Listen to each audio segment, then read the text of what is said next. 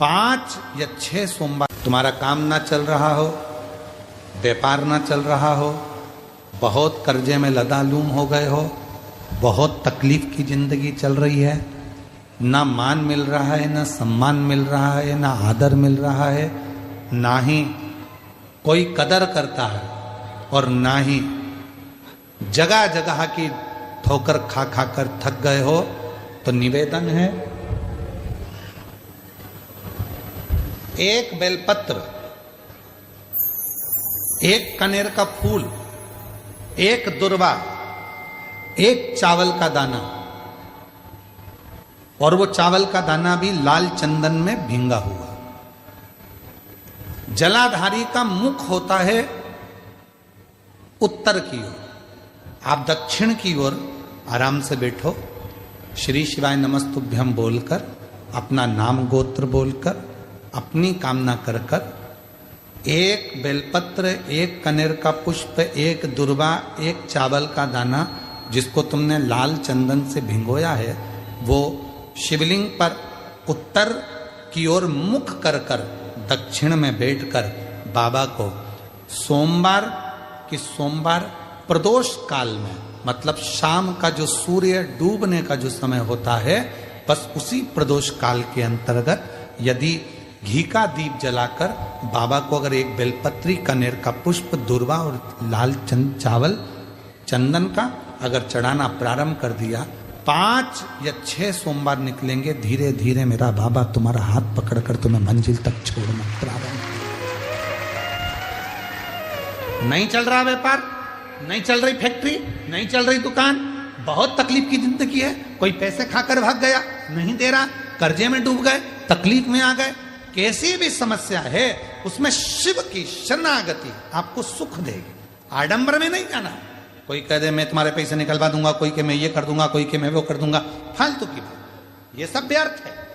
अपन ने किसी को पैसा दिया है तो अपना पैसा अपने को लाना पड़ेगा, कर्जा अपन ने किया है तो उस कर्जे को भी अपने को ही भरना पड़ेगा, तो मेहनत भी तुम्हें खुद करना पड़ेगा, जल भी तुम्हें खुद चढ़ाना पड़ेगा।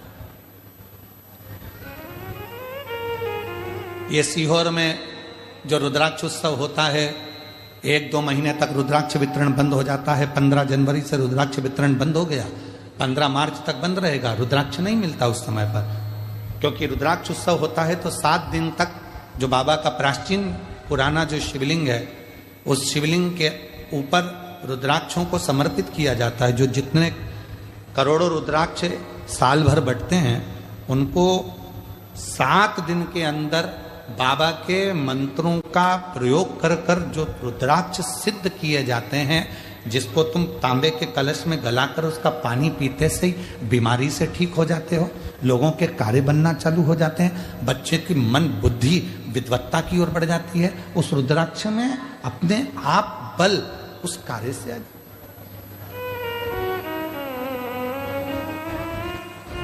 बाबा का जो प्राचीन शिवलिंग है उसका दर्शन तो खैर आप लोगों को नहीं होता है, पर जो अंदर बाबा का जो प्राचीन भाव है उस पर उस जहाँ हम लोग दीपावली के दूसरे दिन जो खजाना बंटता है वहाँ वो वहीं चढ़कर वहीं का खजाना दिया, वहीं का खजाना चढ़कर फिर दिया पूरी। और सीहोर का रुद्राक्ष किसी बाजार में नहीं बेचा जाता। कुबरेश्वर धाम का रुद्राक्ष केवल कुबरेश्वर धाम पर मिलता है, उसका ना तो कोरियर होता है, ना उसको बेचा जाता है, ना कहीं बाहर उसको लेकर जाया जाता है।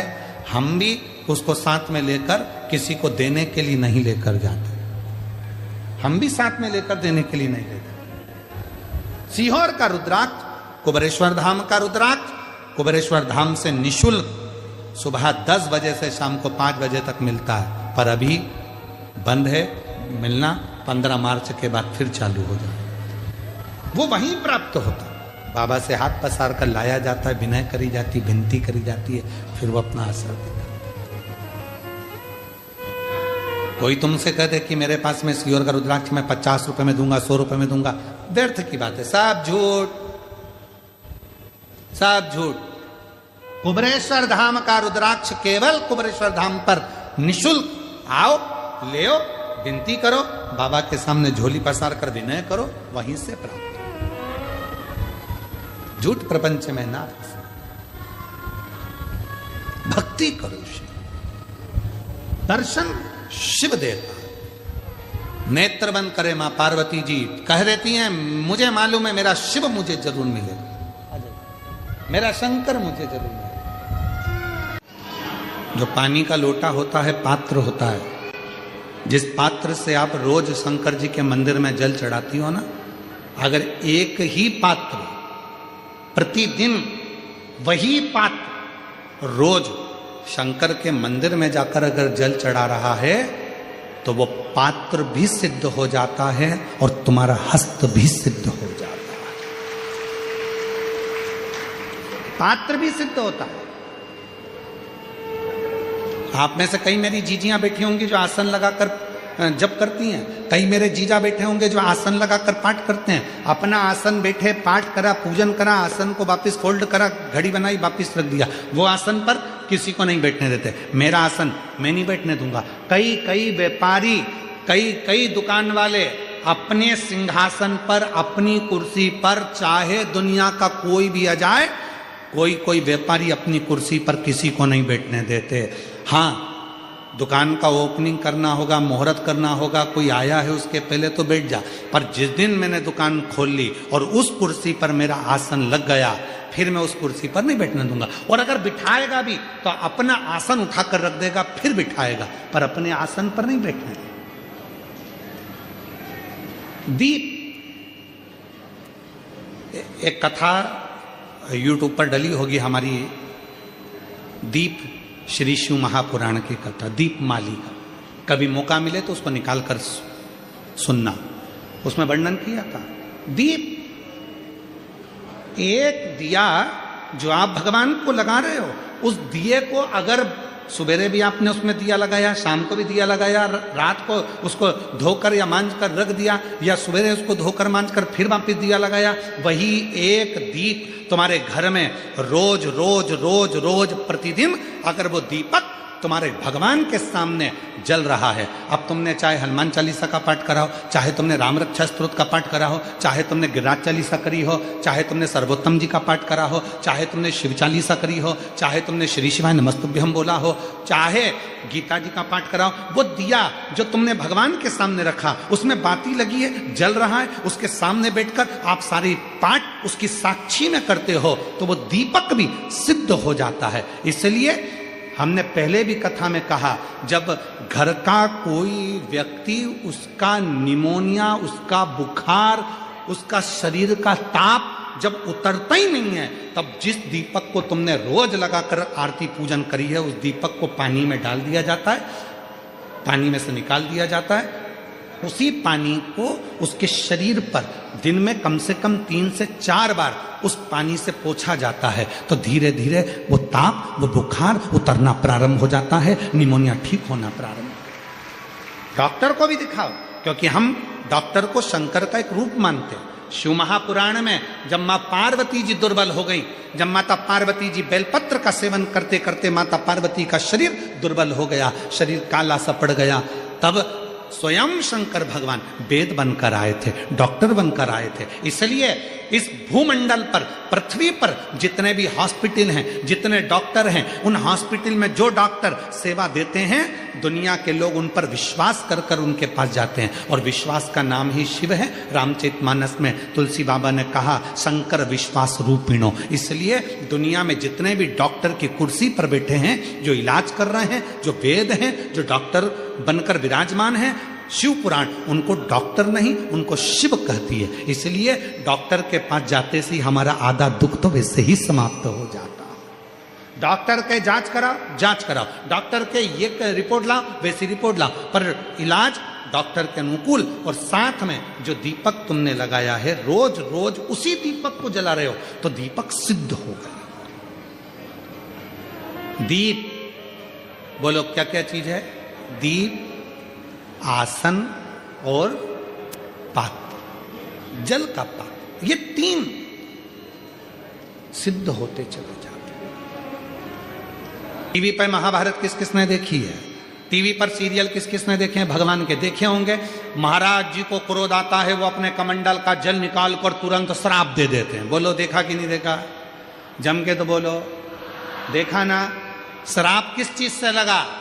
जिस कमंडल को महाराज जी पूजन में रखते थे, किसी दूसरे के कमंडल का जल नहीं, अपने कमंडल का जल, मतलब पात्र, जो शिव महापुराण की कथा कहती है, दीप, आसन और पात्र, जिस पात्र को आप अपने शिव के पास लेकर जाते हो, जिस पात्र से आप साधना करते हो, जिस पात्र से आप शिव को जल चढ़ाते हो, जिस पात्र से आप शंकर की पूजन करते हो, वो पात्र सिद्ध हो जाता है और उसका जल भी सिद्ध हो जाता है। पात्र की सिद्धता हो।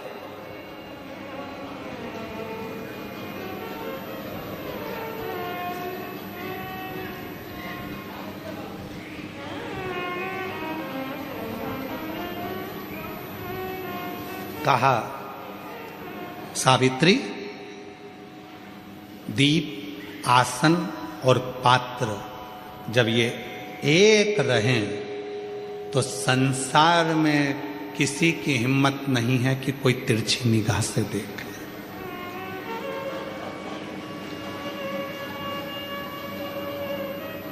एक लाइन हम सब बोलते आए हैं पहले से अभी तक। आप लोगों को उस लाइन का मतलब मालूम है कि नहीं मालूम कि ये लाइन कब बनी, इस लाइन का निर्माण कब हुआ?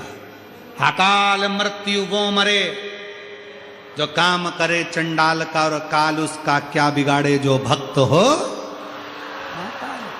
कोई तुमसे पूछे कि इस लाइन का निर्माण कब हुआ, बोलने वाले ने इस लाइन को कब बनाया था, तो कह देना महाभारत के वन पर्व में जो सावित्री की कथा आती है, और सावित्री ने जो यमराज से अपने पति के प्राण वापिस लेकर आई थी, वो शिव की कृपा से लाई थी। इसलिए अकाल मृत्यु वो मरे जो काम करे चंडाल का, और काल उसका क्या बिगाड़े जो भक्त हो मां। ये संवाद तब बना, ये संवाद का निर्माण तब हुआ है, ये संवाद तब प्रकट हुआ।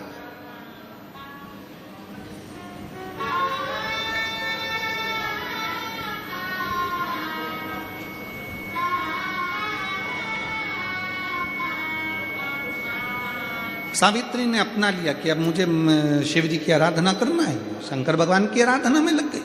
सावित्री शंकर जी की आराधना में लग गई, बड़ी हो गई, पिताजी को चिंता लगी इसकी शादी करना है, वर देखे, लड़का ढूंढ रहे हैं, नहीं मिला।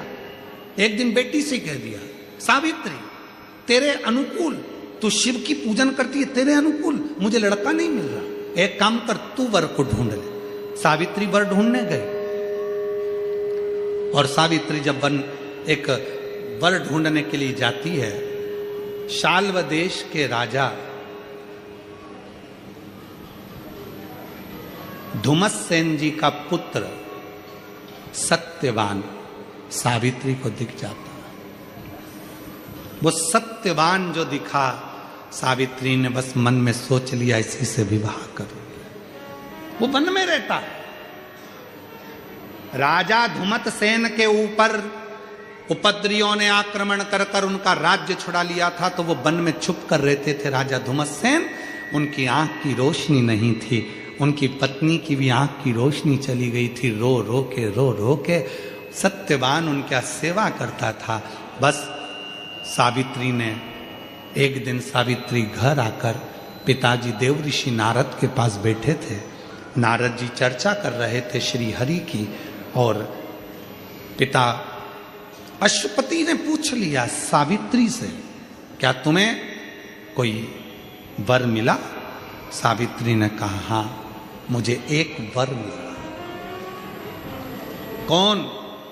कहा, राजा धुमस्सेन का पुत्र सत्यवान। देव ऋषि नारद खड़े हो गए, और देव ऋषि नारद खड़े होकर बोले, सावित्री जिस वर से तू विवाह करना चाहती है, वो विवाह की उम्र, वो लड़के की उम्र, उस सत्यवान की उम्र केवल 1 वर्ष और बची है। 1 वर्ष के बाद वो इतनी तारीख को, इतनी तिथि को, इतने बजे उसके प्राण छूट जाएंगे, इसलिए विवाह मत करना उस सत्यवान से। सावित्री को पिताजी अश्वपति ने समझाया, नहीं मानती, विवाह तो मैं उसी से करूंगी, उसी से। नारद जी हंसकर बोले, क्यों? किस्मत पर भाटा फोड़ रही है, मर जाएगा वो, प्राण छूट जाएंगे उसके 1 साल में स्थिति पर। सावित्री ने कहा भले मर जा, पर शादी तो उसी से कर। पिताजी ने कहा, शिवपति ने, बेटी मत कर शादी उससे। सावित्री ने कहा अपने पिताजी से, पिताजी आपने क्या कहा था? दीप, आसन और पात्र जिसका एक होता है तो वो काल पर भी विजय प्राप्त कर सकता है। तो अब तो मुझे देखना है, प्रैक्टिकल तो अब देखूंगी ना मैं, अब समझ में आएगा, देखूंगी। अब समझाया, समझती नहीं, विवाह हो गया, शादी हो गई।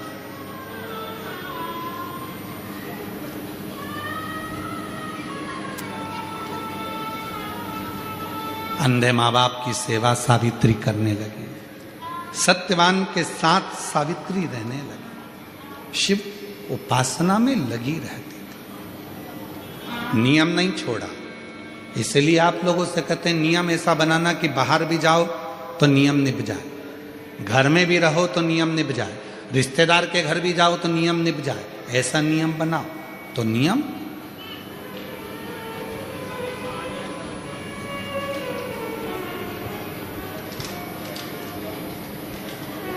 ऐसा नियम धारण करो।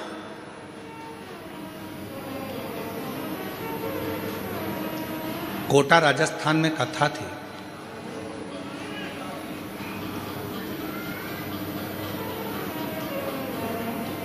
आप लोगों में से कई लोगों ने टीवी पर सुनी भी होगी।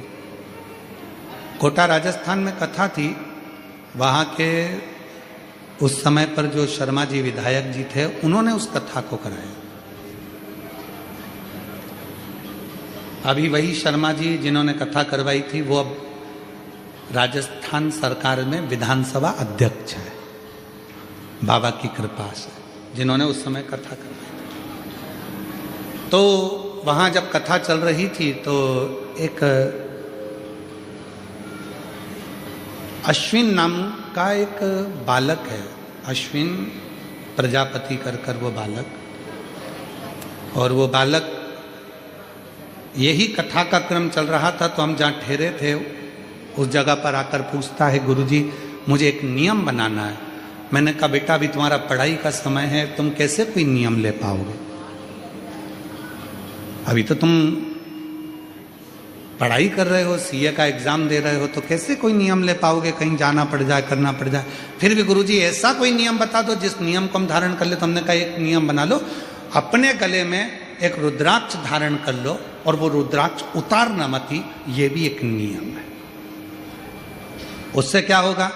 हमने कहा जब स्नान करोगे तो रुद्राक्ष का जल तुम्हारे शरीर पर जब गिरेगा तो वो शरीर को ऊर्जा देगा और वो रुद्राक्ष का जल तुम्हें रोगों से मुक्त करेगा, रोगों से।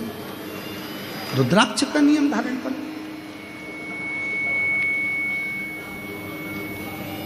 समय आया जब मालूम पड़ा कि उसके शरीर में एक रोग लग गया, फिर सीहोर मिलने के लिए आया। कहा उसकी माताजी ने कि मेरा बेटे को एक रोग है, बचपन में भी था और अभी भी उसको रोग है, हम बता नहीं पाए थे, पर अब डॉक्टर ने उसे बता दिया। वो जब 13 साल का था तभी उसको रोग लग गया। अब क्या करें? वो डिप्रेशन में जा रहा है।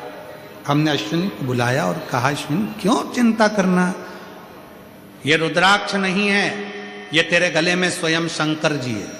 हो सकता है उस समय पर तूने पूछा था और तेरे शरीर के पास में वो रुद्राक्ष आ गया था।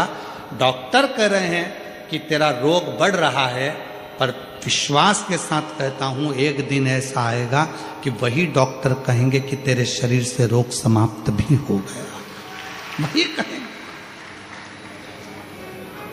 और अभी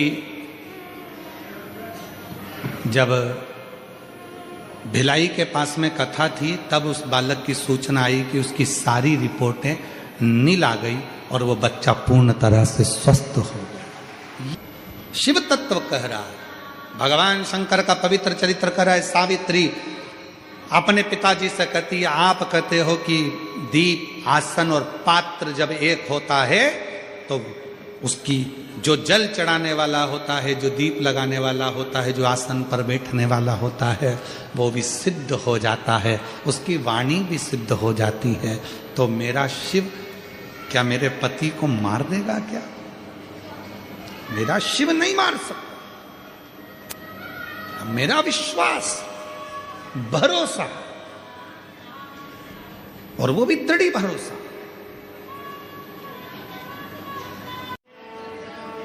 सावित्री ने कहा, पिताजी आप कहते हो कि दीप, आसन और बासन, बर्तन, पात्र एक हो, तो जरूर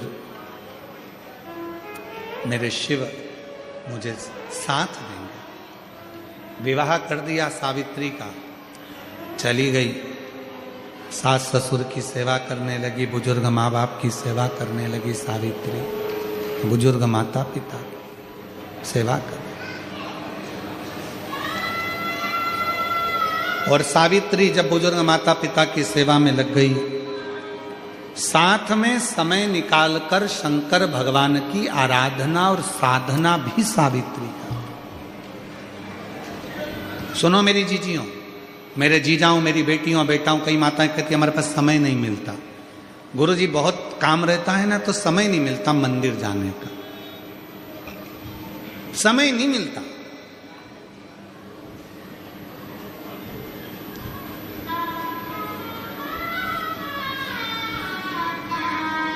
हम कई लोगों से पहले भी बोल चुके हैं। कई लोग कहते हैं गुरुजी मैंने इस पार्टी से टिकट मांगा, मैंने उस पार्टी से टिकट मांगा और खूब मैंने मेहनत करी। हम मानते हैं तुमने टिकट मांगा, तुम्हें मिल भी गया, करोड़ों रुपए तुमने चुनाव में खर्च भी कर दिए, पर निवेदन है कि शंकर भगवान को एक लोटा जल चढ़ाते रहना, तो जो तुम टिकट लाए हो कम से कम 5 साल तक टिके तो रहोगे, वरना इनने तो टिकट दे दिया और ऊपर का टिकट कट गया तो।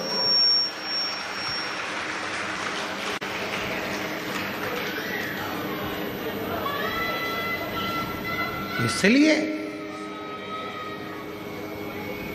दुनिया के जितने भी कॉलेज हैं, दुनिया की जितनी भी ट्यूशन हैं, दुनिया की जितनी भी कोचिंग है, वहां तुमको पैसे कमाने का तरीका सिखाया जाता है। धन कैसे कमाते हैं, पैसा कैसे कमाते हैं, आगे कैसे बढ़ते हैं, धन कैसे लाते हैं, कैसे अपनी तरक्की करना है। प्रत्येक कॉलेज में, प्रत्येक स्कूल में, प्रत्येक कोचिंग में यही सिखाया जाता है कि पैसा कैसे कमाया जाए। पर शिव महापुराण की कथा तुमको धन कमाने का तरीका नहीं सिखाएगी। शिव महापुराण की कथा तुम्हें उम्र बढ़ाने का तरीका सिखाएगी कि तुम कमा कर लेकर आ तो जाओगे, पर कमा कमा कर रखा और उससे पहले निपट गए तो कौन खाएगा। इसलिए शंकर जी को एक लोटा जल चढ़ाओ और अपनी उम्र बढ़ाओ। शिव की आराधना साधना कर रही है सावित्री ने। सावित्री शिव की साधना में जुड़ गई, शिव की साधना सावित्री कर रही है, शिव की आराधना सावित्री कर रही है। और सावित्री ने समय निकाला, ससुर की भी सेवा करती, सास की भी सेवा करती, पति की भी सेवा करती, साथ में थोड़ा सा समय निकालकर भगवान शंकर की अविरल भक्ति को धारण करती। अविरल भक्ति।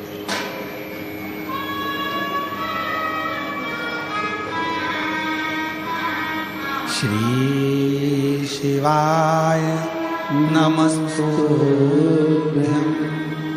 श्री शिवाय नमस्तुभ्यं, श्री शिवाय नमस्तुभ्यं, श्री शिवाय नमस्तुभ्यं, श्री शिवाय नमस्तुभ्यं, श्री शिवाय नमस्तुभ्यं, श्री शिवाय नमस्तुभ्यं, श्री शिवाय नमस्तुभ्यं, श्री शिवाय नमस्तु। बोलो बोलो, सब बोलो, साथ में बोलो। बाहर जितने बैठे हैं वो भी बोलो, साथ में बोलिए। श्री शिवाय नमस्तुभ्यं, श्री शिवाय नमस्तुभ्यं, श्री शिवाय नमस्तुभ्यं, श्री शिवाय नमस्तुभ्यं। साधना कर लग गया कि अब मुझे शिव साधना कर, आ जाओ, शिव साधना कर। जब साल भर का वो दिन आने वाला है जिस दिन पति के प्राण जाएंगे, 4 दिन पहले से सावित्री ने व्रत धारण कर लिया, शंकर का जल लाती है, पति को उस जल को आचमन कराती है, शिव का चढ़ा हुआ जल लाकर पति पर प्रोक्षण करती है। आपको कथा में पहले भी कहा था, शंकर जी पे चढ़े हुए जल को जो झेल कर लाता है, अपने घर के दरवाजे पर जो छींटता है, उस दरवाजे के नीचे से जो आता जाता है, अगर उसका काल भी मंडरा रहा होता है तो वो काल भी टल जाता है। शिव के जल में वो फल होता है, शिव के जल में वो फल होता है, वो काल को भी टाल देता, काल भी टाल।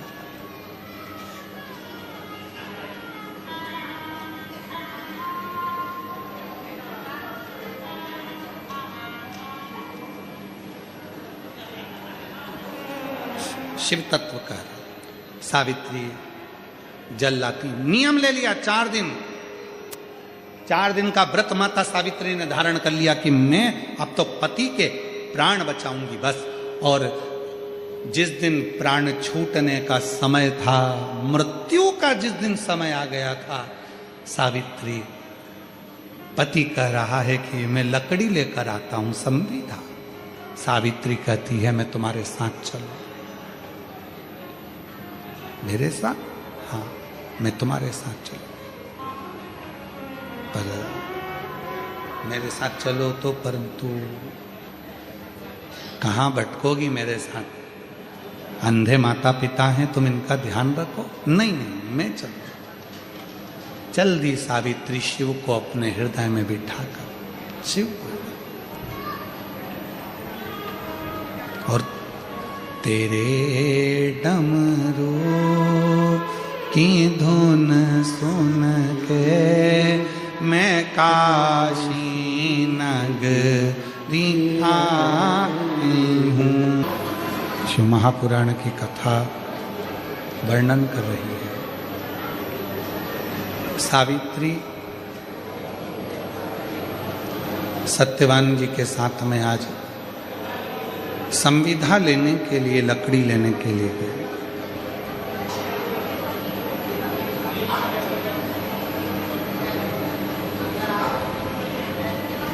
कुछ देर बाद सत्यवान की तबीयत, स्वास्थ्य थोड़ा खराब हुआ।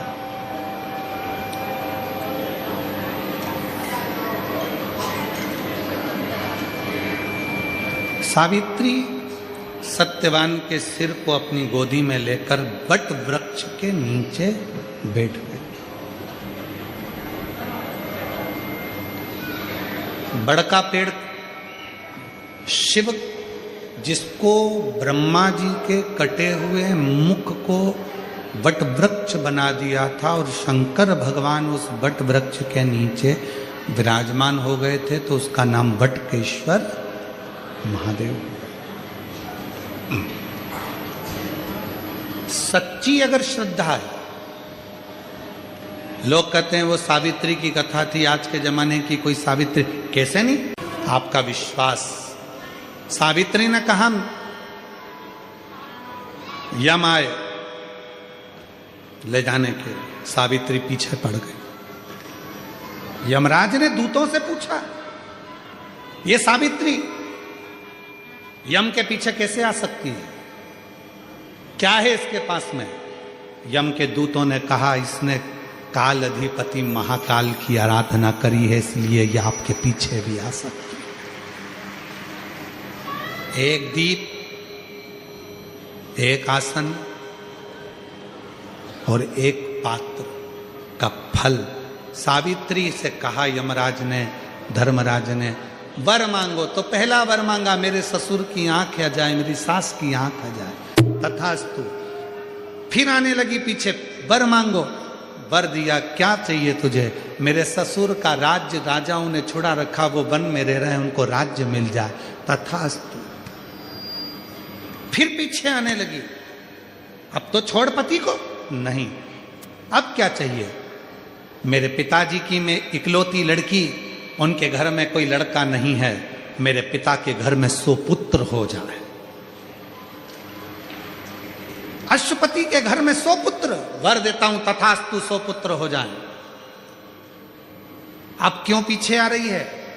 एक वर और दे दो, मेरे पति सत्यवान के द्वारा मेरे गर्भ से 100 पुत्रों का जन्म हो, मेरे पति के माध्यम।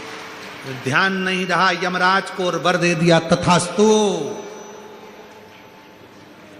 जाने लगे। सावित्री कहने लगी, अब कहां ले जा रहे हो? ये चले जाएंगे तो बेटे कहां से होंगे? छोड़िए। यमराज ने सावित्री के हाथ जोड़कर पूछा, तो किसकी पूजन करती है? तो कहा, जिसने काल को भी अपने हाथ में रखा है वो शिव है, और उस शंकर की आराधना साधना में करती वो शिव।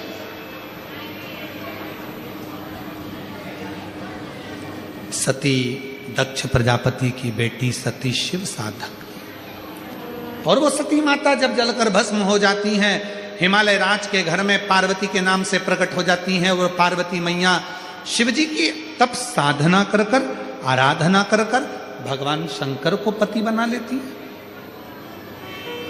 मेरी जीजियों, शिव साधना कोई साधारण नहीं। एक होता है कनेर का फूल, एक होती है दुर्वा। ये दो हैं। शिव महापुराण की कथा कहती है, शिव महापुराण का कौमार्य खंड वर्णन करता है, जब व्यक्ति बहुत ज्यादा उलझनों में कहीं एकदम अचानक घिर जाए, अचानक से आकर गिर गया और उसका कोई निर्णय निकल ही नहीं रहा,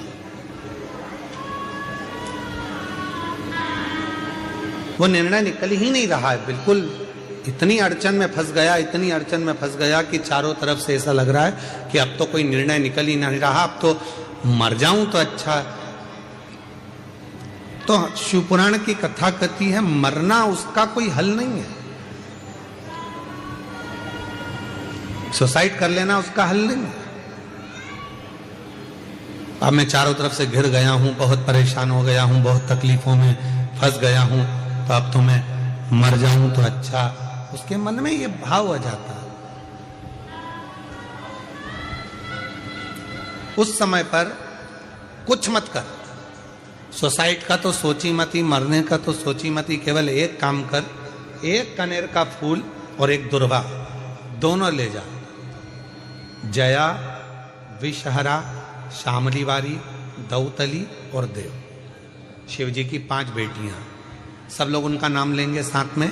पहले नंबर पर जया, विषहरा, शामलीवारी, दौतली और देव।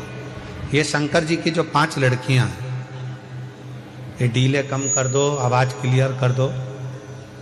शिव जी की जो 5 लड़कियां हैं, इन 5 लड़कियों का नाम लेकर एक कनेर का फूल और एक दुर्वा, जो भगवान शंकर को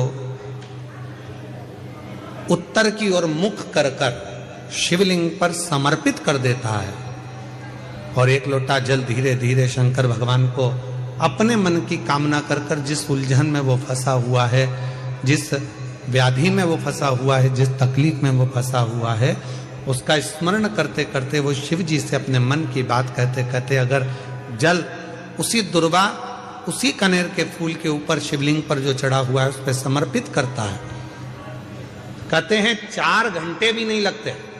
3 महीने तो जान दो, 3 दिन भी जान दो, 4 घंटे भी नहीं लगते, और देवाधिदेव महादेव उस व्याधि से उसको निकालना प्रारंभ कर। उस व्याधि से वो निकालना प्रारंभ कर देता है, उस तकलीफ से उसको दूर करना प्रारंभ कर देता है। पर एक निवेदन है आप सबसे, अगर शिव महापुराण पर आपका भरोसा है और शिव जी पर विश्वास है तो ये सब कुछ करा हुआ हमें फल देता है, और अगर भरोसा ही नहीं है, विश्वास ही नहीं है, तो फिर बड़ा मुश्किल है कि आप शंकर को जल चढ़ाते चढ़ाते पूरी जिंदगी निकाल दोगे तो भी उसका कोई हल, उसका कोई फल मिलना नहीं, पूरी जिंदगी।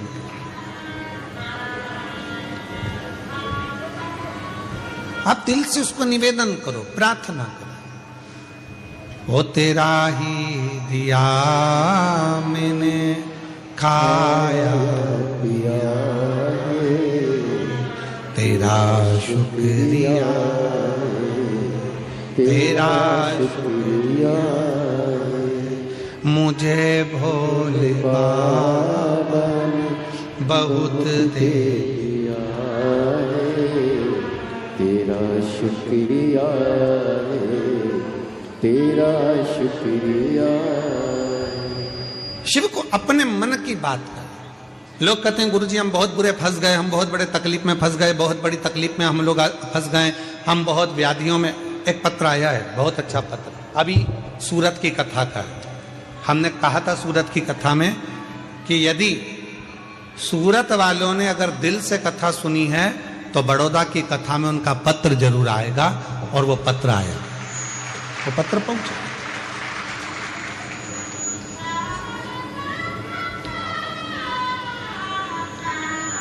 मेरा नाम हीरल बहन है, मेरे पति का नाम दीपक भाई है। मैं स्वामीनारायण मंदिर के नजदीक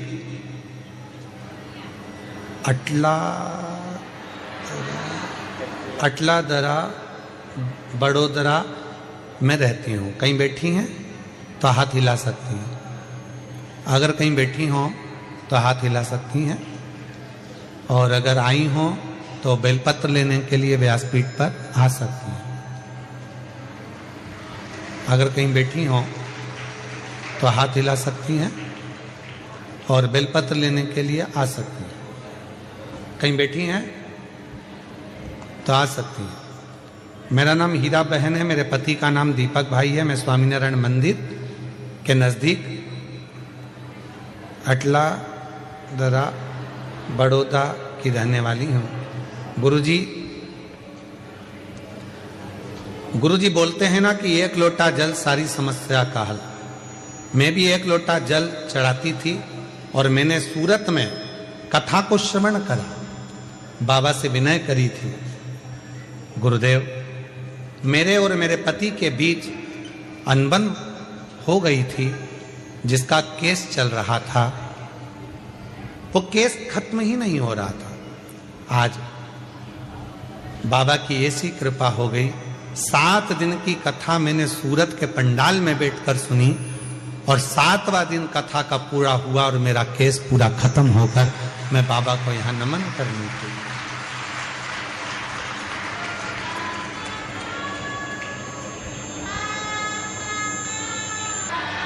शिव को फिर निवेदन है, जो आप दिल से बाबा को कहते हो, दिल से प्रार्थना करते हो, दिल से विनय करते हो, दिल से निवेदन करते हो, बाबा उसको स्वीकार करते हैं, भगवान शंकर उसको सुनते हैं। एक पत्र और है, बड़ा सुंदर है।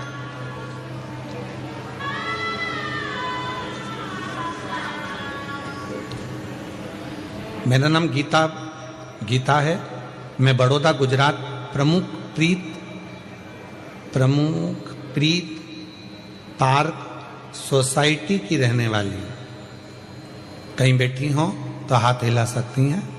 मेरा नाम गीता है, मैं बड़ौदा के गुजरात प्रमुख प्रीत पार्क सोसाइटी की रहने वाली हूँ। कहीं बैठी हों तो हाथ हिला सकती हैं, और अगर बैठी हों तो आ सकती हैं। गुरुजी मेरी शादी को 5 साल हो गए थे, मुझे संतान का सुख नहीं था, कई डॉक्टरों को दिखाया, फिर भी मुझे संतान नहीं हुआ। फिर दिनों दिन ऐसे ही निकलते चले गए। एक दिन मेरी मम्मी ने कहने पर पशुपति नाथ का व्रत किया। और बाबा की ऐसी कृपा हुई कि मेरा तीसरा सोमवार आया और मेरा गर्भ ठहर गया। डॉक्टरों ने कहा कि मैं गर्भित हूं। मैं बाबा का क्या धन्यवाद करूं गुरुदेव। मेरे बाबा ने ऐसी कृपा कर दी कि सारे डॉक्टरों का इलाज कराते कराते थक गई थी, पर संतान का सुख नहीं था। आज डॉक्टर और प्रभु की कृपा ऐसी हो गई कि मेरे घर में बेटे ने जन्म लिया और बाबा की कृपा से मैं मान। गुरुदेव, आप जब ऑनलाइन शिवरात्रि की पूजन कराते हो सावन के महीने में, आप कहते हो कि अपने घर में जब शंकर भगवान की ऑनलाइन पूजन करोगे, जो मांगोगे एक बेलपत्र उठाकर रख लोगे और जो मांगोगे वो मिलेगा।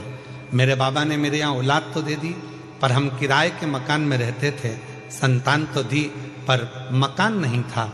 पति और मैंने दोनों ने शिवरात्रि का पूजन करा सावन के महीने की, बेलपत्र उठाकर रख ली। हम नहीं जानते थे कि उस बेलपत्र का कितना महत्व है। आज बाबा से केवल एक ही बात मांगी थी कि मेरा खुद का मकान हो जाए, और बाबा से तो हमने 1 मंजिल का मकान मांगा था। आज बाबा ने मुझे 3 मंजिल का मकान दे दिया। मैं बाबा को धन्यवाद देने के लिए यहाँ पर आऊँ। कहीं बैठी हों तो आ सकती हैं और बेलपत्र ले जा सकती हैं।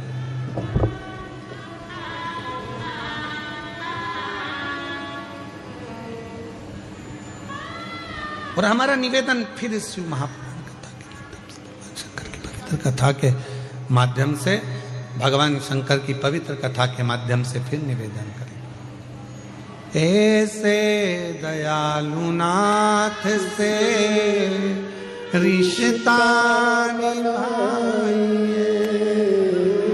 बोलो, जितने बैठे हो सब बोलो, ऐसे दयालु नाथ से रिश्ता बनाइए,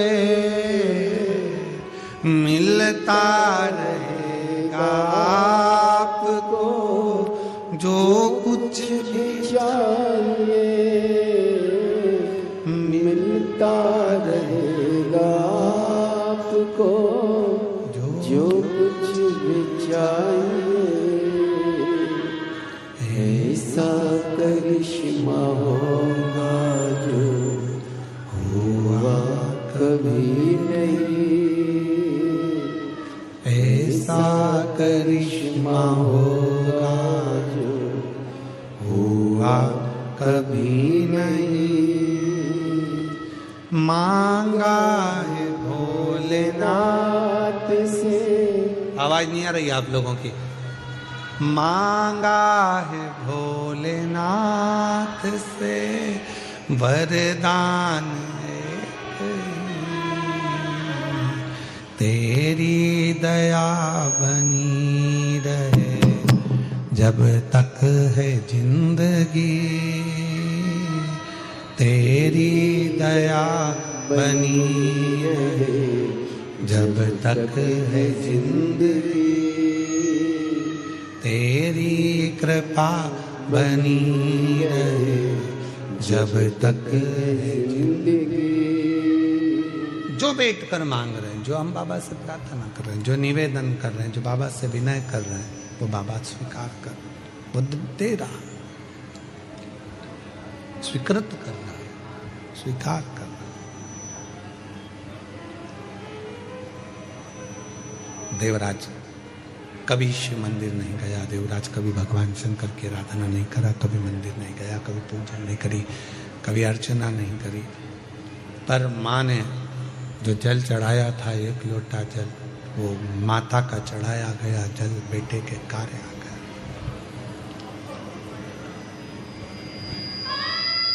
माँ का चढ़ाया गया जल बेटे के काम आ गया।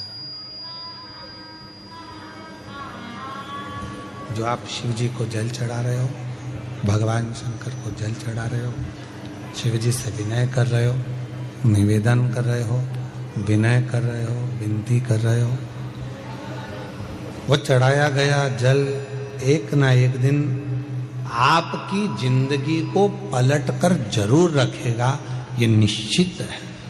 जो चढ़ा, जो शंकर भगवान को जल चढ़ा रहा है, जो शिव जी को जल समर्पित कर रहा है, वो आपका जीवन बदल कर रहा है, ये निश्चित।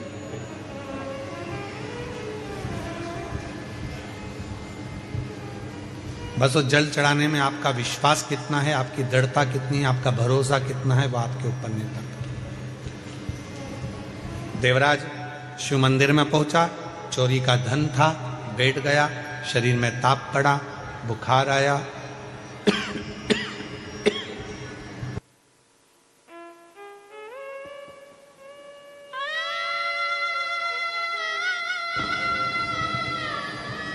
शरीर में ताप पड़ा, बुखार आया और देवराज शरीर में ताप पड़ने पर, बुखार आने पर दुबक कर बैठा था, चुप कर।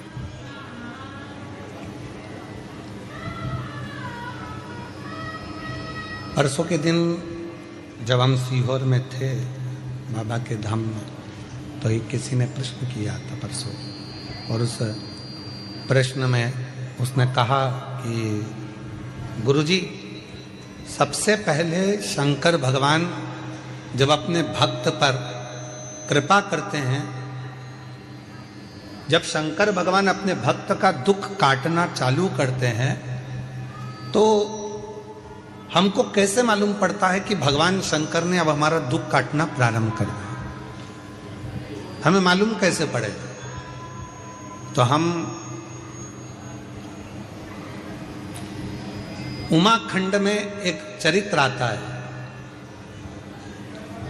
जब माता पार्वती जी तप करते करते करते करते करते करते माता पार्वती के बहुत वर्ष निकल गए और पार्वती भगवान शंकर को प्राप्त करना चाहती थी, तो पार्वती के प्रसंग को हम देखें उमाखंड में, तो वर्णन आता है कि शिव जब करुणा करना चाहते हैं, जब शंकर भगवान आपको स्वीकार करना चाहते हैं, तो सबसे पहला झंडी किस रूप में दिखाते हैं? तो कहा शंकर भगवान स्वयं आपके स्वप्न में आकर,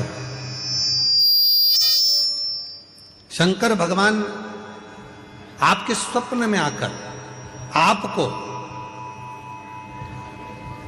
दर्शन भी देते हैं, और कोई कोई शिव भक्त ऐसा होता है कि उसको स्वप्न में भी शिव के भक्त के मुख से, जब स्वप्न में भी ब्रह्म मुहूर्त में कथा सुनने का स्वप्न दिखना चालू हो जाए कि मुझे कोई कथा सुना रहा है, शिव पुराण सुन रही हूँ, शंकर बैठे हैं, उनका दर्शन कर रही हूँ, तो समझ लेना कि शिव तुझे अब दुख से दूर करना प्रारंभ करना चाह रहा है, तुझे दुख में।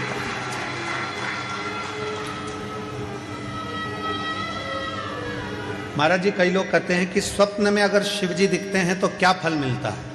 शिव महापुराण का पार्वती खंड कहता है, अगर स्वप्न में शंकर भगवान का शिवलिंग का दर्शन हो जाए, समझ लेना कोई बहुत बड़ी विपदा आने वाली थी, शंकर भगवान सामने आकर खड़े होकर उस विपदा को टाल दिया।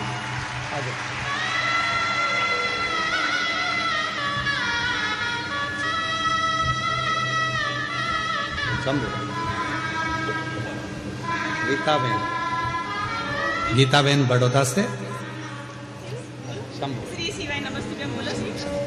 पहले आंसू पोछो, आंसू पोछो पहले। शंभु श्री शिवाय नमस्तुभ्यं। शिव जी की कृपा से, बाबा की कृपा से हुआ है। 5 साल तक औलाद नहीं थी। माँ ने कहा कि पशुपति व्रत कर, शिव जी को 1 लोटा जल चढ़ा, और डॉक्टरों ने तो मना किया था कि संतान सुख नहीं है, पर बाबा की कृपा से औलाद का सुख प्राप्त हुआ। एक बार जोरदार ताली बजाकर सर्व प्रणाम नमन करो। जो दिल से मांगोगे वो दिल से दे देगा, जो दिल से मांगोगे वो दिल से दे देगा। आंसू पोछो, आंसू पोछो, आंसू पोछो। मेरा भोला भंडारी है, खाली झोली भर देगा। मेरा भोला भंडारी है, खाली झोली भर देगा। जो दिल से मांगोगे वो दिल से दे देगा, जो दिल से मांगोगे वो दिल से दे देगा। मेरा भोला भंडारी है, खाली झोली भर देगा। भगवान देवाधिदेव महादेव का प्रसंग कह रहा है।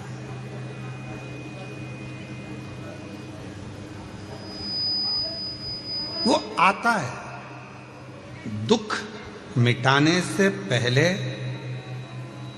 वो आपका स्वप्न में भी आकर आपका दर्शन देकर कह जाता है कि अब चिंता करने की जरूरत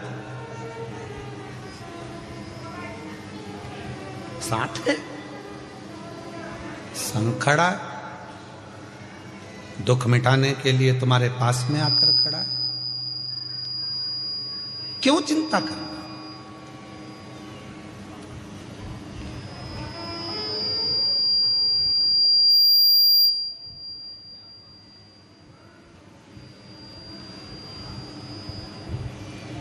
किस बात की चिंता करना?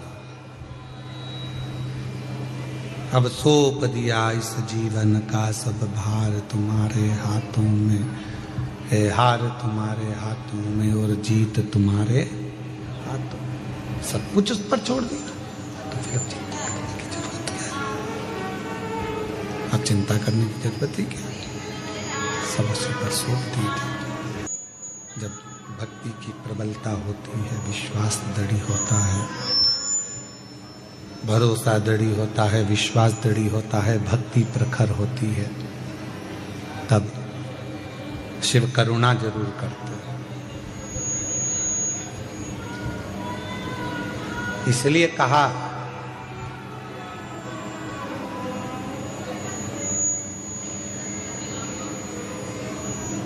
गेट पर, बेड पर और डेट पर, तारीख पर, तुम्हारे दुख के समय पर, तुम्हारी तकलीफ के समय पर, तुम्हारी कष्ट के समय पर जो खड़ा है, समझ लेना कि वही तुम्हारे लिए हितैषी है और वही शिव है। वही हितैषी है, वही शिव। परिवार बहुत बड़ा है, रिश्तेदार बहुत सारे हैं, पूरा कुटुंब भरा पड़ा है, पूरा घर भरा पड़ा हुआ है, पूरे नातेदार, रिश्तेदार, कुटुंबी, परिवार, नाते, रिश्ते, कुटुंब, परिवार ढेर भरा पड़ा हुआ है, सारा घर बड़ा पड़ा हुआ है। पर दुख की घड़ी में, दुख के समय पर, तकलीफ की घड़ी में कोई बहुत बड़ा कष्ट आकर खड़ा हो गया और बहुत बड़ी तकलीफ आकर खड़ी हो गई, और उस दुख की घड़ी में अगर दरवाजे पर कोई अपना आकर खड़ा हो जाए तो समझ लेना कि सारे रिश्तेदारों में सबसे श्रेष्ठ रिश्तेदार वही है जो दुख की घड़ी में हमारे गेट पर खड़ा है। जो हमारे गेट पर खड़ा। आ जाइए।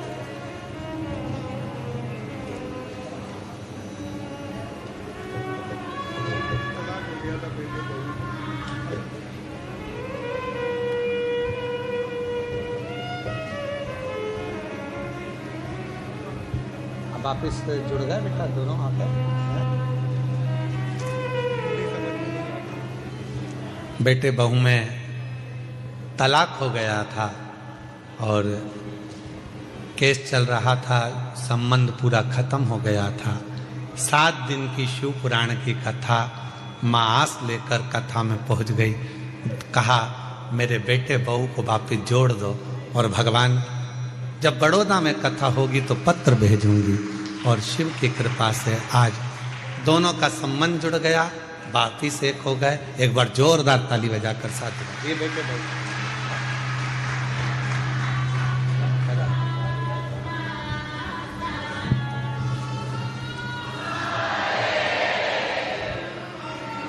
एक विश्वास, एक दृढ़ता।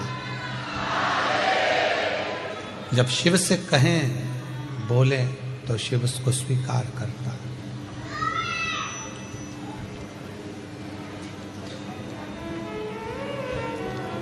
गेट, बेड और डेथ, 3 है।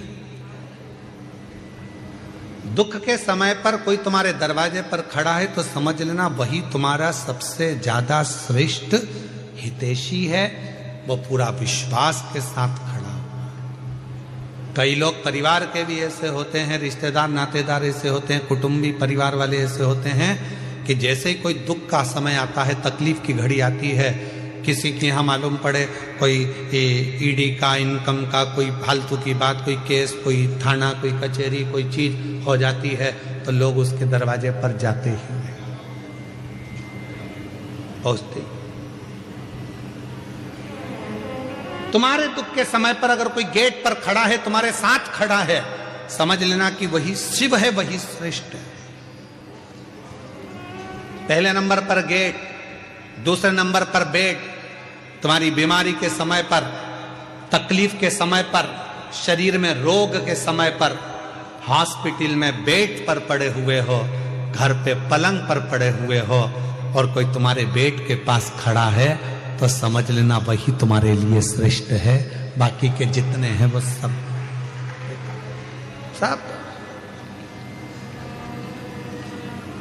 श्रेष्ठ वही है। कौन कौन है परिवार में?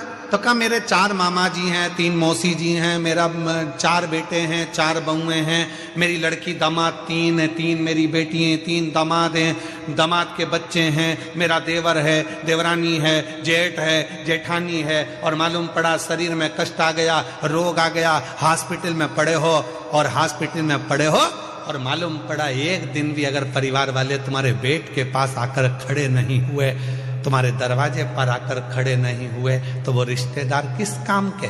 और कोई दूसरा हॉस्पिटल में बीमार व्यक्ति अपने मरीज को देख रहा था और साथ में तुम्हारी भी देखभाल कर रहा है, तो उससे बड़ा दुनिया में कोई नहीं हो सकता। वो बेड के पास खड़े होकर तुमको नहीं। परिवार इतना बड़ा, घर इतना बड़ा, कुटुंब इतना बड़ा, रिश्ते इतने सारे, पर गेट पर, बेड पर, और डेट मतलब तारीख, कहीं कचहरी में तारीख चलती है, कहीं कोर्ट में तारीख चलती है, कहीं दुख की तारीख होती है, कहीं तकलीफ की तारीख होती है। परिवार वालों से कहा हमारे ऊपर ये ऐसे तकलीफ है, अपन उस तारीख को वहां चलेंगे, तुम हमारे साथ चलना, अपन उस तारीख को वहां चलेंगे, तुम हमारे साथ चलना। कोई उस डेट में खड़ा नहीं होता, तो रिश्ते नाते कुटुंब कबीले किस काम के? परिवार किस काम के? गेट, बेड और डेट, ये 3 ऐसे हैं। दुख के समय पर, तकलीफ के समय पर कोई यदि आपके साथ दरवाजे पर खड़ा है, बीमारी के समय पर कोई आपके पलंग के पास खड़ा है, और कोई तारीख पर आपके साथ खड़ा है, तो समझ लेना कि वो कोई दूसरा नहीं है, वो श्रेष्ठ है, वो श्रेष्ठ है।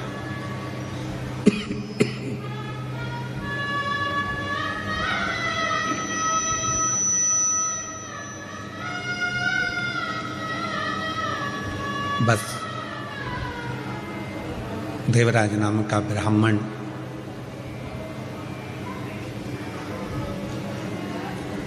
अंतिम सांसें गिन रहा है, कोई साथ देने वाला नहीं है, पर माँ ने जो 1 लोटा जल चढ़ाया था, उसका पुण्य उस बेटे को शंकर के मंदिर तक लेकर गया।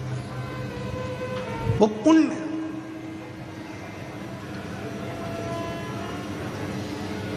बड़ौदा के इस पंडाल में जितने शिव भक्त बैठकर कथा को सुन रहे हैं, आपको शिव महापुराण की कथा में लेकर कौन आया?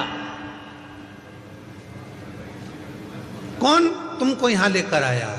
आपका पुण्य, जो आपने 1 लोटा जल शंकर के मंदिर में चढ़ाया था, वो पुण्य आपको याद, आपका पुण्य।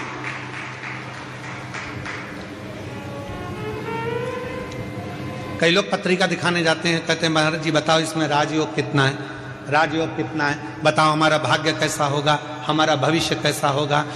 ढेरों लोग ज्योतिषाचार्य जी के पास में जाते हैं और पूछते हैं कि हमारा भविष्य कैसा होगा, हमारा राजयोग कैसा होगा। हमारा निवेदन है, आज तक कोई ऐसा हाथ दिखाने वाला नहीं मिला, कोई आज तक ऐसी पत्रिका दिखाने वाला नहीं मिला जिसने किसी ज्योतिष आचार्य से जाकर पूछा हो कि बताओ कि राजयोग नहीं, ये बताओ कि मेरे राम का दर्शन कब होगा, मेरे शिव का दर्शन कब होगा, मेरे कृष्ण का दर्शन कब। क्या मेरे भाग्य में राम योग लिखा है? राजयोग नहीं।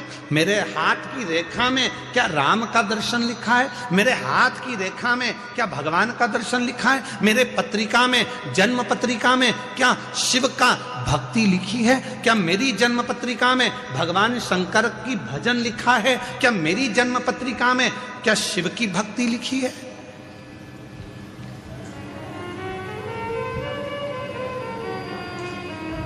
ये यजमान जी जो बने हैं चंद्रपाल जी, कहाँ बैठे हैं? खड़े हो जरा।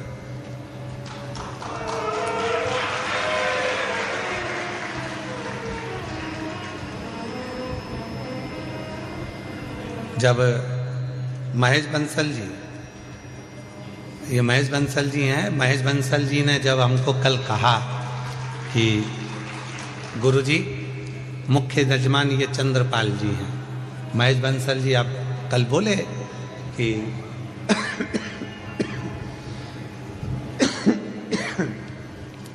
मुख्य यजमान चंद्रपाल जी हैं। चंद्रपाल जी जब हमारे को मिले, इनकी पत्नी और इनके चेहरे पे ऐसी खुशी,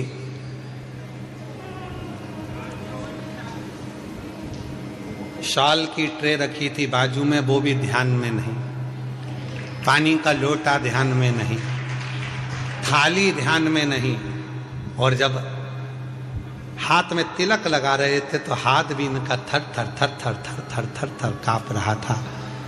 आज हमको कल बंसल जी, इनको देखकर ऐसा लगा जैसे शबरी के दरवाजे पर राम जी आए थे, तो शबरी भी अपनी सुध खो बैठी थी, वो सुध खो। पर बंसल जी आपको भी मैं धन्यवाद दूंगा, आप बोल हीरा के परखैया हो पक्का। जिन जजमान के यहाँ हमारे को ठहराया, अग्रवाल जी के यहाँ, जयदेव जी उनके पुत्र हैं जिनके हम ठहरे, उनका भी इतना सरल भाव है, इतना सरल भाव। क्या नाम है उनका जिनके हम ठहरे हैं? उनका नाम स्मरण में नहीं है हमको, अग्रवाल जी का। तो वो आप ही हैं? अच्छा, साधुता है आपको, बहुत बहुत। इतनी सरलता के साथ में हम जैसे चाहते हैं कि हम जहाँ रुकें वहाँ हम केवल भजन करें, इसके सिवाय कोई हमको परेशान ना करे, ना हमसे कोई पूछे, ना हमसे ये भी मत पूछो कि तुम खाना खाए, भोजन करे कि ना करे, पानी पिए कि नहीं पिए, दूध प्रसाद लिया कि नहीं लिया। हम तो हमारा भक्ति, महाराज जी केवल शिव जी का अभिषेक, शालिग्राम जी का अभिषेक, ठाकुर जी की सेवा और श्री शिवाय नमस्ते। तो मैं इनको भी धन्यवाद दूंगा, आपने ऐसी जगह ठहराया कि जहां उनकी बहू बच्चे कोई नहीं, केवल कुछ कोई पूछे ना, केवल उनको मालूम है गुरु जी अपनी भक्ति में लगे हैं, भोजन प्रसाद बना देना, ठाकुर जी की सेवा में पहुंचा देना। अग्रवाल जी आपको भी बहुत बहुत धन्यवाद देता हूँ इस चीज के लिए। साधु विराजी बहुत बहुत शिव तत्व इसी को कहते हैं।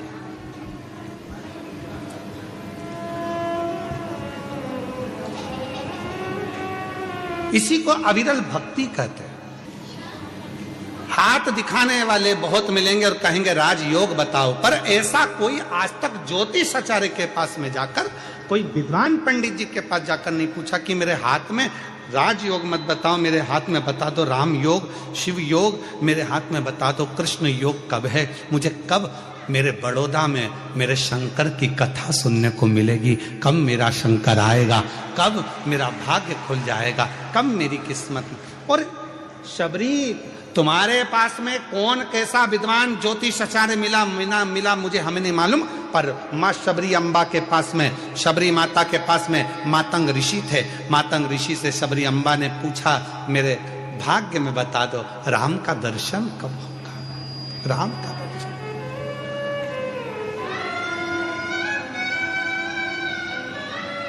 शबरी चाहती तो मातंग ऋषि से कह सकती थी कि मेरी 4 मंजिल का भवन कब बनेगा, गाड़ी कब आएगी, बंगला कब आएगा, राज्य योग कब बनेगा, पर शबरी ने यह कुछ नहीं मांगा। शबरी ने तो केवल इतना कहा कि मेरे ऊपर कृपा कर कर बता दो कि मुझे राम का दर्शन कब होगा।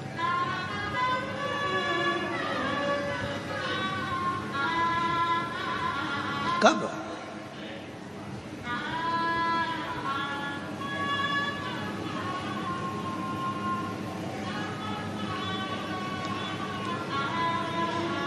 कब मुझे दर्शन हो, कब मैं मिलूं उससे? आप लोगों ने एक प्रसंग सुना होगा कि पंडित जी कहते हैं कि शंकर जी पे गंगा जल चढ़ाओ। अरे बोलो तो जम के, सुना है कि नहीं सुना? कई पंडित जी कहते हैं पूजन करने बैठे हो, गंगा का जल लाओ शंकर पे चढ़ाएंगे, गंगा जल लाओ शिव जी पे चढ़ाएंगे। कभी आपके मन में आया कि पंडित जी ने कहा कि गंगा का जल शिव जी को चढ़ाना है, गंगा का जल शंकर भगवान को चढ़ाना है? कभी विचार करा कि आपने पंडित जी से कहा, पंडित जी आप कह रहे हो कि गंगा का जल शिव जी को चढ़ाना है, पर गंगा तो शंकर भगवान के मस्तक पर बैठी हुई है, तो उनका जल उन्हीं को चढ़ाएंगे, यह कहाँ की रीति है? आप बोलो कि साधारण जल लिया, कुएं का जल लिया, बावड़ी का जल लिया, जाओ ये जल लेकर आओ शंकर भगवान को, पर आप कह रहे हो गंगा का जल चढ़ाएंगे। ये रीति कहां से आई? क्योंकि गंगा मैया जब शंकर भगवान की जटा में आकर बैठ गई, चारों तरफ से जटा बंद गई, गंगा अंदर रह गई, और रहने के बाद गंगा बाहर निकलने के लिए घूम रही है उसी जटा के अंदर। भागीरथ बाबा हाथ जोड़कर कहते हैं, भोले बाबा मेरे पूर्वजों के उद्धार के लिए गंगा को तो बाहर निकाल दो, वो तो पूरी की पूरी आप में समाहित हो गई। तब शंकर भगवान ने कहा, कौन कह रहा है कि गंगा को निकालना है? भागीरथ जी कहते हैं, मेरे पूर्वजों के लिए गंगा को निकाल दो, मैं गंगा को निकालने को तैयार हूं। गंगा तैयार है? गंगा कहती है, मैं भागीरथ जी के पूर्वजों के उद्धार के लिए कलकल कर कर बहना चालू करती हूं, और ऐसी दौड़ लगाऊंगी कि भागीरथ बाबा के 60,000 काकाओं के उद्धार को मैं अभी की अभी कर दूंगी। शिव जी कहने लगे, तेरी दौड़ में तुम मुझे दर्शन नहीं कर पाएगी, मुझसे नहीं मिल पाएगी। गंगा जी कहती हैं, मैं आपका दर्शन भी करूंगी और मिलूंगी भी। और गंगा को भगवान शंकर ने अपनी जटा से निकाला। बहती हुई गंगा भागीरथ बाबा के यहाँ 60,000 काकाओं के उद्धार के लिए पहुंच गई।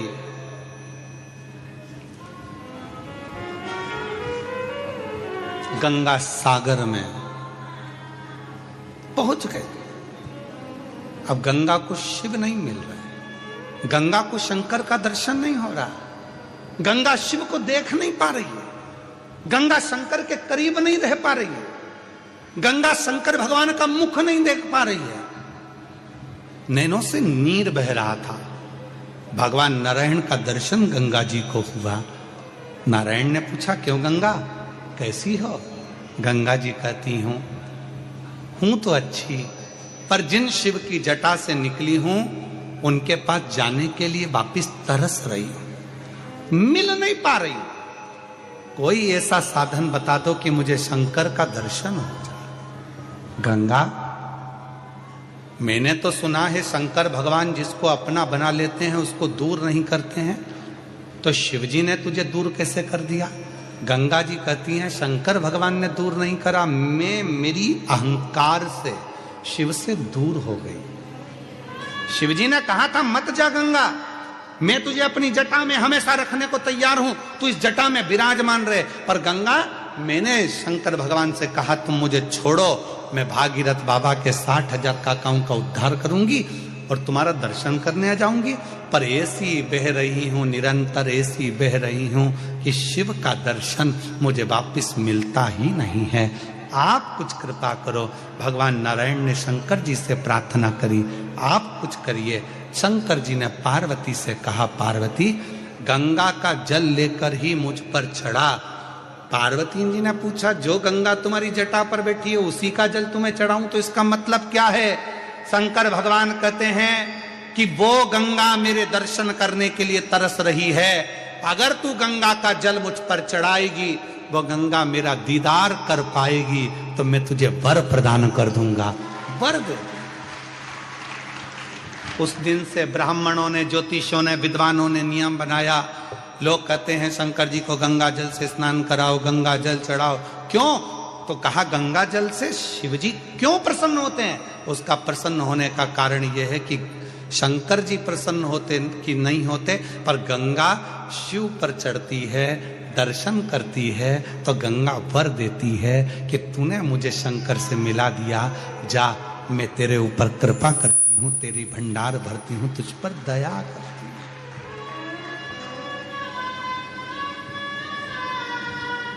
कृपा करते, मैं तुझ पर दया करता। और मिलाने वाला कितना श्रेष्ठ होता है ये आप सबको मालूम है। मिलाने वाला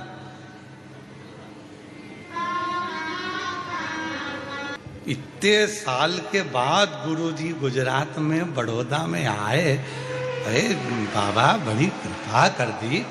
हम तरस रहे थे, हम दर्शन के लिए, कथा के लिए हम नहीं जा सकते, बाहर कथा सुनने के लिए हम दूर नहीं जा सकते, कथा श्रवण करने के लिए, पर हमारे बड़ोदरा में बाबा भोलेनाथ ने करुणा कर दी। अग्रवाल जी को साधुवाद, अग्रवाल के पूरे ग्रुप को साधुवाद, अग्रवाल आकोटा गार्डन जो ग्रुप है उसको साधुवाद कि जिन्होंने इस पवित्र कथा को करवा लिया। तो ये भीतर की आनंदता, ये भीतर का सुख साधुता देता।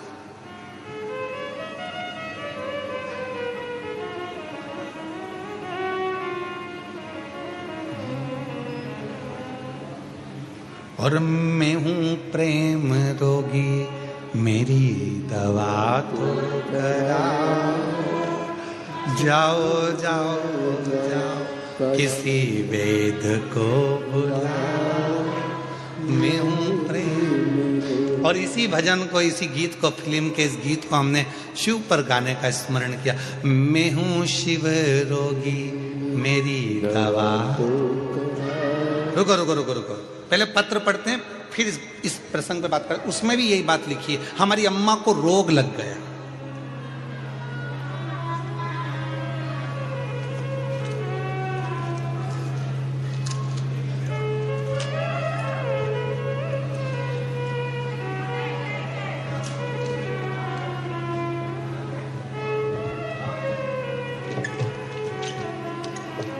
इन्हीं ने लिखा है, ये जो गीता दीदी आई थी, गीता बहन बड़ौदा से, इन्हीं ने एक लाइन लिखी है, जरा पढ़िएगा आप भी हमारे साथ में।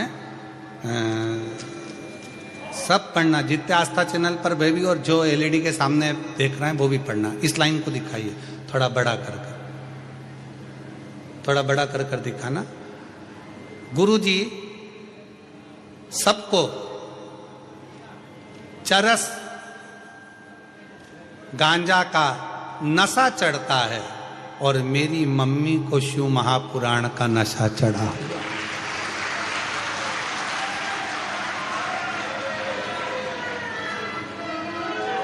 फिर से पढ़ लो, फिर से पढ़ो जरा, इसको क्लोज कर कर जरा दिखाइए। गुरुजी सबको चरस गांजा का नशा चढ़ता है और मेरी मम्मी को शिव महापुराण कथा का नशा चढ़ गया।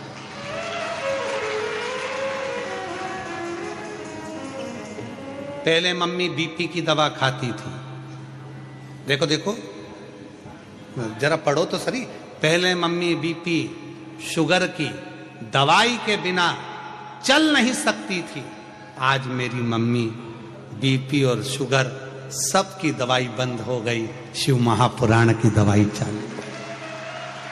और मैं हूं शिव रोगी, मेरी दवा तो कराओ, जाओ जाओ जाओ डमरू वाले को बुलाओ, मैं हूं शिव रोगी, मेरी दवा तो कराओ, जाओ जाओ जाओ सीहोर वाले को बुलाओ, मैं हूं शिव रोगी। ये रोग की दवा। और एक प्रसंग और है, अच्छा है, देखिए।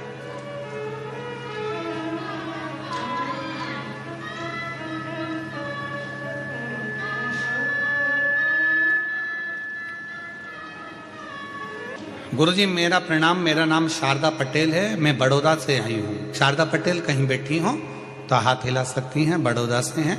और मेरा मोबाइल नंबर ये है गुरुजी 2021 से, कहीं बैठी हो शारदा जी पटेल तो हाथ हिला सकती हैं, आप ही हैं, आ जाइए, आ जाओ। एक बेलपत्र। गुरुजी मेरी बेटी 2021 से अंदर से इतनी टूट चुकी थी कि उसका विश्वास हट गया था, सब कार्य में उसका मन हट गया था, बहुत हिम्मत हार गई थी। तब मैंने अपनी बेटी से कहा, एक लोटा जल चढ़ा। वो सीहोर वाला बाबा कहता है, एक लोटा जल सारी समस्या का हल है, कुछ ना कुछ तो होगा। मेरी बेटी कहती है, क्या शंकर पर जल चढ़ाने से मेरे दुख समाप्त हो जाएंगे? क्यों नहीं। जब बाबा पत्र पढ़ता है तो बाबा के सामने जो पत्र आते हैं उसमें भी तो दुख कटता है। तू भी आस लगाकर जल तो चढ़ा। गुरुदेव, मेरी बेटी ने कहा, जब तू इतनी बड़ी बात कहती है माँ, तो पहले सीहोर जाऊंगी, रुद्राक्ष लाऊंगी। सीहोर गई, रुद्राक्ष लाई। रुद्राक्ष को मेरी बेटी ने अपने गले में पहना, और जो मेरी बेटी ने अपने गले में धारण करा, उसमें इतना बल आ गया कि जो जो कार्य करती है मेरी बेटी के सारे कार्य सफल होना प्रारंभ हो गए। आज मैं बाबा को प्रणाम करने, एक लाइन लिखी है, आप भी पढ़ो और उसको गुनगुनाओ। बहुत अच्छी लाइन है जो हम भी गुनगुनाते रहते कि लुटा दिया भंडार काशी और कर दिया माल काशी। क्या नहीं देता शिव? शंकर क्या नहीं प्रदान कर सकता? सर्वस्वता दे देता है, सर्वस्व। जो जैसी भावना लाया वो वैसा ही फल पाया। आप जिस भावना से आए हो, आप जिस विचार से आए हो, आप जिस शुद्ध भाव से आए हो, वो आपके ऊपर निर्भर करता है। इसीलिए शिव महापुराण की कथा कहती है, कथा सुनने आना। हमको मालूम है कि पंडाल में जगह नहीं मिलने वाली, हो सकता है ट्रैफिक में फंसोगे, थोड़ा लेट होगे, थोड़ा देर होगा, समय लगेगा, तो अपने साथ एक छाता, पानी की 2 बाटल लाए हो। सब लोग जम के बोलो जरा, पानी की अगर 2 बाटल लाए हो तो फिर पानी बांटने वाला आ रहा है तो बार बार उठ के खड़े क्यों हो रहे हो?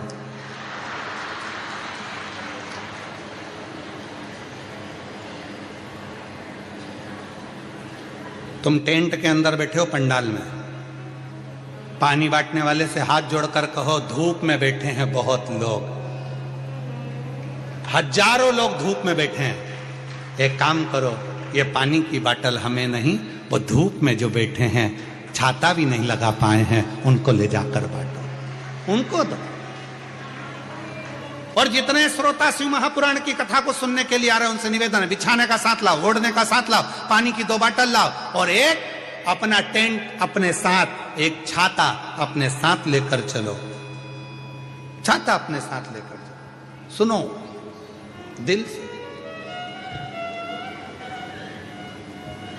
और जितने बड़ौदा के श्रोता हैं जो सुनने वाले हैं उनसे निवेदन है, जब कथा में आओ तो अपनी अड़ोसन पड़ोसन और पीछे वाली धड़ोसन के लिए थोड़ा थोड़ा थेपला,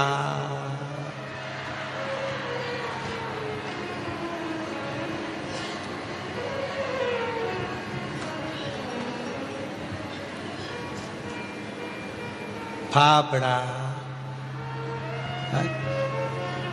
जो भी तुम घर में बनाती हो भोजन आदि को थोड़ा अपने शिव भक्तों का मुख झूठा कराने के लिए अवश्य लेकर चलो। कहते हैं शिव महापुराण की कथा में केवल श्रोता नहीं आते, शिव महापुराण की कथा में 33 कोटि देवता सुनने के लिए आते हैं। उनका मुख झूठा, उसका फल है, उसका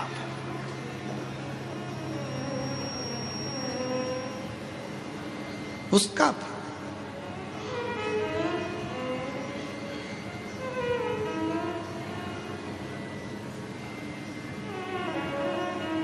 शिव कथा कह रही है, भगवान शंकर का चरित्र का।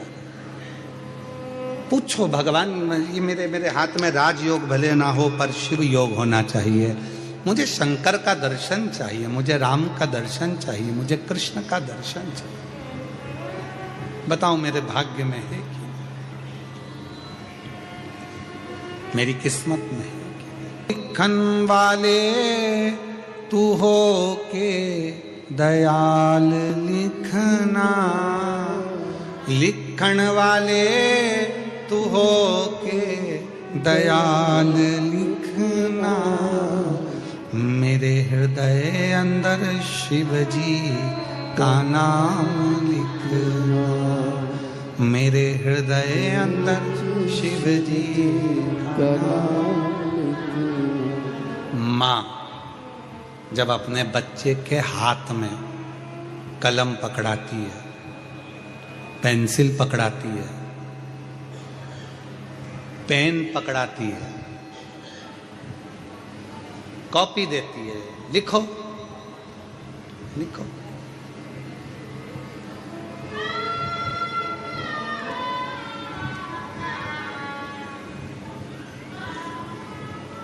बच्चे को लिखना आता है? पहली बार जम के बोलो जरा, सबसे पहली बार बच्चे के हाथ में माँ ने कलम पकड़ाया, पेन पकड़ाया, बच्चे को लिखना आता है? नहीं। पेन पकड़कर क्या करता है? सीधी सीधी रेखा खींचता है, लाइन खींचता है, सीधी सीधी। उसको लिखना नहीं आता। फिर क्या होता है? जब वो लाइन खींचना चालू होता है तो माँ उसका हाथ पकड़ती है, फिर उसी लाइन पर माँ उससे अक्षर लिखवाती है। बोलो सही है कि गलत है? माँ हाथ पकड़ी, बच्चे को कॉपी दे दी, पेन दे दिया, उसने तो लाइन खींचना प्रारंभ करेगा। उसने लाइन खींची।